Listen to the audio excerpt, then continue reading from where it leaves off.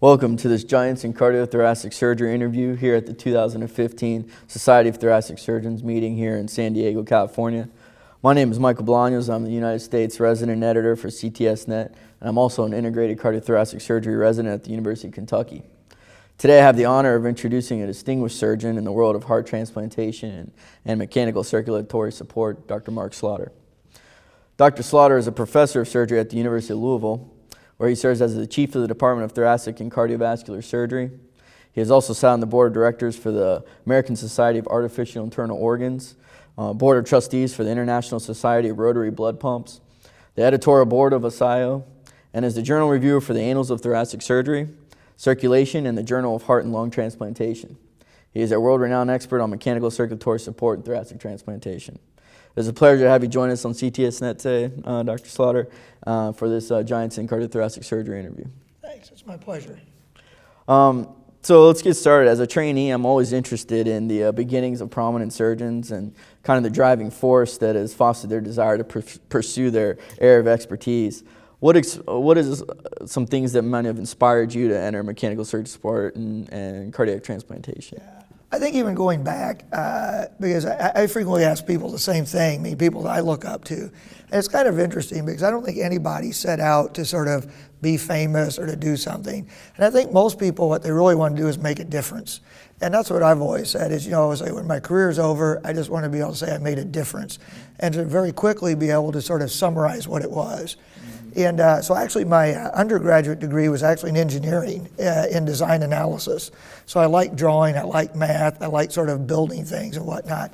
And then in medical school, I sort of got very interested because of physiology, sort of in heart disease and things like that. And then actually it wasn't until general surgery and in my third year, so very different than you, right? Yeah. Whereas you made your decision much earlier in life. Exactly. But I was sort of halfway through general surgery though, and just kind of realized that I really liked operating on really, really sick people. I like people with sort of heart problems. And that's what sort of really made me want to go into sort of heart surgery. And then from there, as I was sort of looking though, is what really intrigued me was, and I'm not that old yet, but even back then, the idea was heart failure was a fatal disease. So unless you could get a transplant, everyone else died. And the idea was, there's got to be a way to sort of improve the lives and to get other people to survive for those people who couldn't get a transplant. Sure. And that's sort of how I headed down that path. But I say it really was one, though, I just sort of wanted to make a difference. I found something that, sort of fit my skill set, quite frankly, and that I was passionate about. Because then the number of hours you put in and, all the effort, it just sort of is fun anyway, because you're just passionate about it. Yeah, well, certainly you've made a difference in many people's lives, and certainly your background in engineering, you probably couldn't have picked a more suitable area of cardiothoracic surgery where you can apply those interests that you have. So dumb luck, right? When you start college, you really don't know what you want to do. True. And so I say it all kind of just came together. So. Well, kind of coattailing on that, over the last 5 years, mechanical circulatory support has undergone numerous advancements. Yep. What do you feel over the last few years have been some of the most prominent advancements and notable things, contributions to that field? Yeah, so there really have been several sort of big shifts. And as you know, because once again, as you're very knowledgeable and you're in the field as well, and it really started about 10 years ago. And it really started with Rich Wampler, who was also a cardiothoracic surgeon. And it was when he was visiting Egypt and he sort of saw Archimedes' screw, right? And that's how they move water in Egypt to dry areas where they need additional water. And sort of a light bulb went off for him and he thought, well, gee whiz, why can't I move blood that way? But so it really started back in the 80s, but it took really until the late 90s and early 2000 when we developed continuous flow pumps that were available for patients. But when we went from pusher plate pumps, which worked, but they had some inherent problems because of size, there was just more sort of mechanical things that could go wrong, to something that you could miniaturize, suspend with a magnet, and have it just spin, it's made a huge difference. Because even when we did the second sort of destination therapy trial, right? So Eric Rose did the first one where we compared devices against medical therapy that clearly showed devices were better. And although sort of, well, I should say, clinically and statistically significant, most people still thought, though, it was not clinically relevant because still at 2 years, only about 40% of people were alive. I still always thought that was a lot better than zero, but still it didn't convince the community. But so we basically repeated the exact same trial, randomizing patients with the old pusher plate pumps to continuous flow. And interestingly, the patients that got the pusher plate pumps had the exact same survival at 1 and 2 years. So at that point, we can't even say we were better at deciding who needed a VAD, but the fact that we took the same patients and gave them a smaller pump that was more durable and more reliable, we almost doubled survival. So the introduction of continuous flow pumps has been remarkable.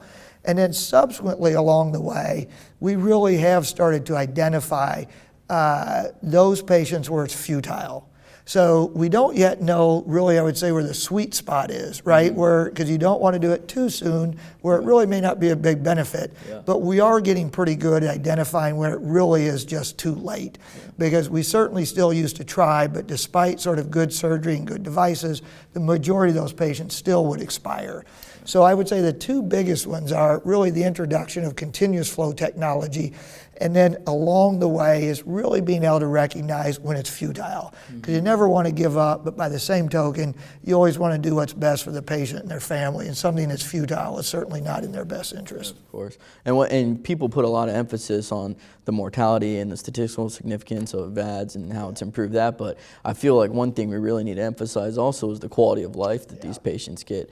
Some of them may not necessarily live longer than they would have had they received a transplant, but their quality of life is actually significantly better. And I, at least me personally, I think if I were to get a VAD, or if I were to, have heart failure, I know a ventricular assist device would be by far the way I would want to go in terms of my quality of life. So. Yeah. I agree, and it's very interesting as you bring it up because even in these very, very, very sick patients, after about 6 weeks, most of them are already home. They're starting to sort of, get reintegrated into the community, and they were bedridden before. But subsequently, their ability, and if you just use a 6-minute walk, the improvement in their ability to walk is greater than in any other trial that's been done in heart failure, such as beta blockers, ACE inhibitors, or even bivalve pacemaker. So it really is a significant improvement in quality of life, in addition to improved survival. Now, we still have some issues, no question about it, but the idea is you are correct, though. Their improvement in quality of life is also significantly changed. Yes, sir. And talking about continuous flow versus pulsatile flow, I know that's kind of become a more hot topic this day and age. I feel like there's been a shift kind of between, like you mentioned, continuous flow. That's kind of where we've been heading right now with our technology. But now people are saying, well, we've kind of forgotten about the old physiologic response of, pulsatility. What are your thoughts about that? And do you see our technology kind of taking us back to the physiological pulsatility realm of things? Or? Yeah, you're right. It is sort of reemerging as a hot topic and will be for probably the next 5 years. So when we originally started putting the pumps in, patients were, or many of them were truly pulseless. Now, having said that, that's because we couldn't detect a pulse using standard techniques. So we always have to be a little bit careful because were they truly pulseless? And the answer is for the majority of them, probably no. Now, did they have a markedly diminished pulse though? And the answer is yes. So originally, and when patients were living 1-2 years, and now much longer, but the idea was we were really excited and happy because renal function got better, liver function got better, neurologically they actually got smarter, and they did by neurologic testing. But I think though, as we've had more implants and patients have lived longer, there certainly is some suggestions that probably we have a pulse for a reason, and we probably do need some pulse. Now, do we need the same physiologic pulse with, say, like a pulse pressure of 60 or 50 millimeters of mercury? The answer is maybe not. But we probably need a pulse pressure that still maintains the intima and endothelial cell function of the vasculature. And I think that's what a lot of people are looking at now. So is it 20 millimeters of mercury or 30? How many times does the aortic valve have to open? And even the speed of the leaflets, does that make a difference? So there's lots of things to investigate, lots of new things for, young up-and-comers as yourself that can add significantly to the field. So I think it is an exciting time. And I think also we have to be a little bit careful because some people tried to sort of compensate for it temporarily by just running the pump at a low speed. And some of those patients then from native ejection might have a pulse. But the problem is the pump was really never intended to be run at that low of a speed for prolonged periods of time. So we're sort of learning lots of things as we go along. And I think in the next few years we'll continue to see improvement in survival, and we'll probably have new pumps that you can make pulsatile or software programs that allow current pumps also to be pulsatile. You've been really instrumental in using VADs as destination therapy and also as bridge to transplant also. But, we still face the difficulties that we always have with donor allocation and things like that. I think the push to develop a total artificial heart has been there, and I think it, as more new technology emerges, I certainly feel that we're getting close. What obstacles do you feel that are still keeping us from getting to that total artificial heart that we all want, and perhaps you can maybe comment on the CARMAT total artificial heart that you actually talked about yesterday here at STS. So, and you sure you're not finished with your training? Because these are very good questions. But I think it's really important to quickly address a couple of things you led up to, though. So, still in the United States, we only do 2,000 heart transplants a year. And there's approximately 250,000 people who die of heart failure every year, and there's 500,000 new diagnoses. So the idea is we're already starting to see this sort of shift where currently we have almost 5,000 people listed for heart transplant, and we're only going to do 2,000. Because 10 years ago, basically you could sort of transplant the list of people in about a year and a half. So no one waited too long for the people who legitimately needed it. So even people now who legitimately it's their only option, it's a real problem. And the other is, initially we thought that by putting an LVAD in, certainly the right ventricle secondarily sort of gets better, comes along for the ride, and I say does okay for a while. But we're discovering is that a lot of these people are on an LVAD for 2, 3, 4 years, that all of a sudden the right side isn't happy for that long. And an LVAD alone may not be adequate in a significant number of patients. Now, I don't know if that's going to be 10%, 20, 30, we'll see. But the idea is as more people are on the list and waiting, and LVAD only, we're starting to see this population that we knew needed a transplant, and even those that were destination therapy that now long-term are on LVAD are developing progressive right heart failure. So this issue of a total artificial heart, so it's not new, right? It was back in 1969 in the United States. The first one was put in down at Texas Heart Institute. So it's been around, it's been worked on for a long time. And we actually still have one that actually works pretty well, and that's a Syncardia, right? So the Syncardia, everyone forgets, is really the Jarvik 7, right? That was implanted actually at the University of Utah. And after that, the next 5 were actually implanted in Louisville. So, Louisville played a very important role in the development of total artificial hearts. But so the Jarvik is now called the Syncardia, and it's still used. And actually, there are very good results using it. The problem is, until recently, though, they couldn't go home, and it's also a little noisy and requires significant anticoagulation, but very helpful right now, and many programs use it. So the AbioCor was done, and unfortunately from an engineering point of view was a huge success. Clinically, it met the trial endpoints, but the majority of patients ultimately still had a problem, so it just sort of fell on hard times. But it's never gone away. So there's 2 out there now that are coming along that are similar. That's the Reinhardt out of Aachen, Germany from the Helmholtz Institute, and then the CARMAT that you alluded to, which I think also has some potential advantages. So the CARMAT is a combination of ideas from Professor Carpentier, who helped originally design the Carpentier-Edwards valve or tissue valve. And he actually wanted to start with a biologic valve and then build the heart around it, as opposed to a lot of people built the heart and then just put valves in and other things. So he teamed with the French aerospace industry, and particularly the Defense Department from the aerospace industry, so some very smart people. And they now actually have a prototype that's been implanted into humans. And the idea is that inside, everything is either PTFE, which we use for other things, right, which doesn't clot, or the biologic valves. So the second patient, who was 68 years of age, did extremely well, was extubated in 8 hours, was up ambulating within a couple days, and actually has been discharged home. And he's only on aspirin and subcutaneous heparin. So it's very exciting. So I do think there's still possibilities, and we probably have a need for a total artificial heart. So just to be complete, though, and for everyone else out there of knowledge, though, is so there are also this idea of using continuous flow pumps, though. Is there's a couple groups out there. There's two that really are pretty far along. So there's the Bivacor, which is a pump actually originally out of Australia, that's now being developed by Daniel Timms and the group at Texas Heart Institute. Rich Wampler, who designed one of the original ones, now at Oregon Health and Science University, is working on a continuous flow total artificial heart. And Cleveland Clinic also has a total artificial heart. So I think there's lots of excitement for this growing group of people who really need heart replacement therapy, but probably will never get a biologic heart transplant, but may be able to have a mechanical heart in the very near future. Yeah, that's great. And kind of to coattail off of that also, I know you've been researching the use of stem cells, and you kind of alluded to right heart failure and things like that. What kind of advancements do you see in the future with the implementation of stem cell research and its applications with mechanical circulatory? Yeah, so we're very excited.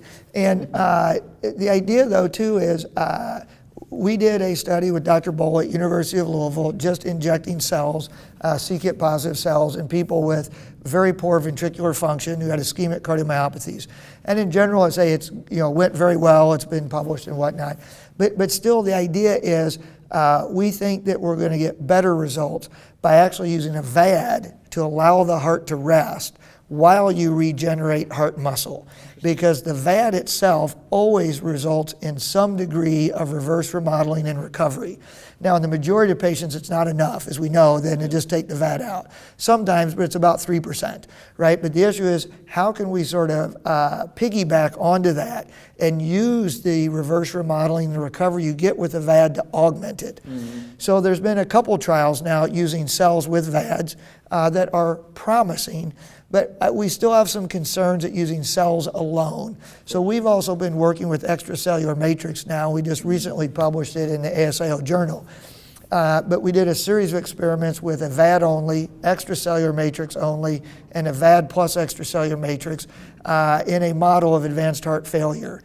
And interestingly, the experiments that got the VAD plus ECM had the greatest improvement, and then by subsequent sort of cell staining, right, some advanced science, we can actually document that we actually grew new heart muscle, even though we did not inject a cell. So we think what we can do is rest the heart, get some recovery with the VAD, and change the extracellular matrix, and it basically allow the body to attract circulating progenitor cells that basically come from the bone marrow, and local progenitor cells, the c-KIT positive cells, but to self-populate now in a friendly environment of normal ECM. So we're very excited about it. Yeah, I mean, that sounds like very exciting stuff. I mean, it sounds like you guys are kind of on the cutting edge and the forefront of all these novel applications of extracellular matrices and things like that. Kind of to switch gears as we close here, as a trainee and somebody who's always had interest in mechanical circulatory support and transplantation, do you have any advice or recommendations for trainees or general surgery residents or even medical students for that matter who are wanting to possibly enter this? It sounds like there's a lot of exciting things going on, but coming from a giant like yourself, any advice would be beneficial. Oh, sure. So I think the idea is that it still is going to be an exciting area for the future. So I do think it's something that will be around for a long time, and we need more younger people with new ideas. Because after a while, sometimes you get a little bit of tunnel vision, you get stuck on your own ideas. Yeah. And you need new people, young people who come in and say, why are you doing that, right? So it's very important. So I think there's lots of ways to get involved. And certainly taking time off is always helpful, because it's hard, though, other than clinically, to sort of learn some things, but to really ultimately be involved, to take some time off, take a year off, work in somebody's lab, get some additional experience and expertise. There are lots of programs now that offer some additional training afterwards in VADs and transplants, where not only do you get sort of concentrated clinical experience, but also experience in a laboratory and writing and research and all those other things. And I think the idea, though, is one is you have to be interested, you have to be passionate, you have to be available, and you have to say, let's just get started. Yeah. Sort of once again to mirror what Dr. Fullerton said this morning. The idea is you just have to sort of find somebody, have them be your mentor, and say, let's get started. Yeah. And then good things happen. Yeah. I still think, cardiothoracic surgery as a specialty, it's one of the most exciting and fun things you can do as a career. It's a great way to get up and go to work every day. And I haven't regretted a minute of it. And I'm jealous of people who are still in training. I liked going to school. Yeah. Well, I think inherently we all kind of like going to school. That's why we picked this long pathway. But and aside from operating and sitting on the multiple editorial boards and things like that you do, what do you do for your, in your spare time, quote unquote? So to be honest with you, it's sort of interesting, because actually, to some degree, my career is also my hobby, and because I really do like it.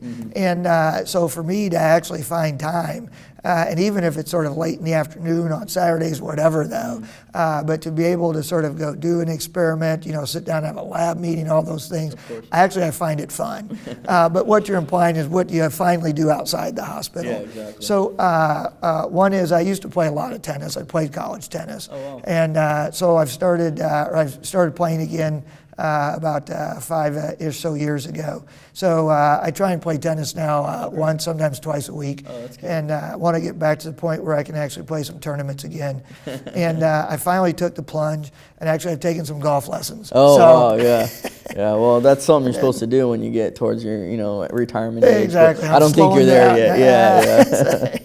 On behalf of CTSNet, I really want to thank you for taking time out of your busy schedule to do this interview, and I just look forward to all the advancements you're going to be putting out there in terms of your research and things like that. That's my pleasure. Thank you so much. This is really fun. Thank you for doing this. That's great.